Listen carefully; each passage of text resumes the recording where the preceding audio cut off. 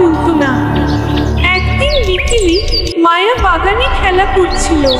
হঠাৎ করে এক ঝলক আলো দেখতে পেল। সেই আলো থেকে বের হয়ে এল এক ছোট্ট জাদুকরী। পরীর নাম ছিল টিঙ্কি। সে বলল, মায়া, আমি তোমার ইচ্ছা পূরণ করতে এসেছি। মায়া অবাক হয়ে জিজ্ঞাসা করল, তুমি কি সত্যি পারবে আমার মা বাবাকে আমার সঙ্গে সময় কাটাতে রাজি করাতে? টিনটিন মুচকি হেসে বলল, মায়া, ভালোবাসা কখনো জাদুতে আসে না, আসে মনে করিয়ে দেওয়ার মাধ্যমে। তারপর সে মায়াকে একটি জাদুর ঘণ্টা দিল, যাতে একবার বাজালেই মায়ার মা বাবা সব কাজ ফেলে তার সঙ্গে সময় কাটাবে। মায়া ঘণ্টাটি বাজাল এবং সত্যি সত্যি তার মা বাবা ছুটে এল।